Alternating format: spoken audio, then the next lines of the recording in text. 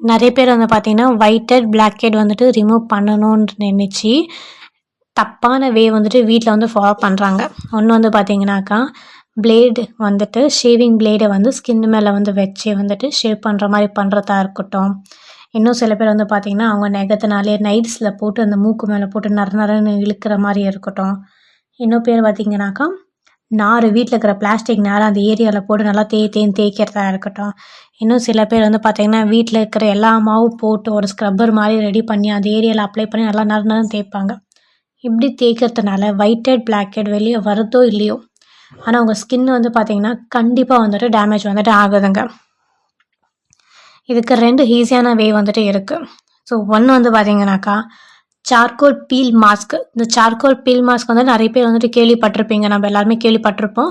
இது வந்துட்டு உங்களுக்கு யூஸ் பண்ணுறதுனால எக்ஸஸ் ஆஃப் ஆயிலும் வந்து பார்த்தீங்கன்னா கண்ட்ரோல் வந்துட்டு ஆகுது. So another easy way. So இன்னொன்று வந்து பார்த்தீங்கன்னாக்கா, ஃபார்மசியில் வந்துட்டு இந்த 2 க்ரீம் வந்து உங்களுக்கு அவைலபிளாக இருக்குது. இந்த 2 க்ரீமில் நீங்கள் எந்த க்ரீம் வேணாலும் நீங்கள் யூஸ் பண்ணிக்கலாம். ஒயிட் ஹெட், பிளாக் ஹெட் வந்துட்டு ரிமூவ் பண்ணுறதுனால.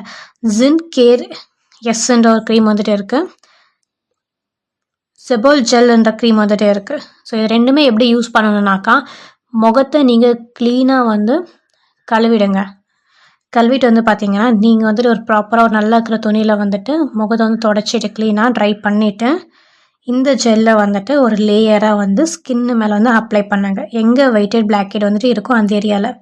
ஸோ அப்ளை வந்து பண்ணிவிட்டு ஜென்டலாக வந்துட்டு ஒரு சின்னதாக ஒரு ஸ்க்ரப் பண்ணுங்கள். ஜென்டலாக முக்கியமான ஒரு விஷயம், இது கண்ணுக்கு, வாய்க்கு, மூக்குக்குள்ளலாம் வந்துட்டு போகாத மாதிரி நம்ம வந்து அப்ளை வந்து பண்ணிக்கணும். அப்புறம் வந்து பார்த்தீங்கன்னா, ஒரு 8 to 5 மினிட்ஸ் வந்து நீங்கள் விட்டுட்டு ஒரு நல்ல ஒரு ப்ராப்பராக துணியில் வந்து நீங்கள் தொடச்சி எடுத்துடலாம். ஸோ இது வந்து பார்த்தீங்கன்னா, நீங்கள் டெய்லியுமே யூஸ் பண்ணலாம். மெயினாக வந்துட்டு ஈவினிங் டைமில் ஃபேஸ் வாஷ் பண்ணிவிட்டு பிஃபோர் மாய்ஸ்சரைசர் அப்ளை பண்ணுறதுக்கு முன்னாடி இது வந்து நீங்கள் ஃபாலோ பண்ணுங்கள். உங்களுக்கு இன்னும் ப்ராப்பர் உங்கள் ஸ்கின்னுக்கு ஏற்ற மாதிரி எவ்வளோ டோஸ் வந்து நீங்கள் யூஸ் பண்ணிக்கணும் அந்த மாதிரி உங்களுக்கு வந்து டவுட் இருக்கும்போது ப்ளீஸ் நீங்கள் வந்து டாக்டரை வந்து கன்சல்ட் பண்ணுங்கள்.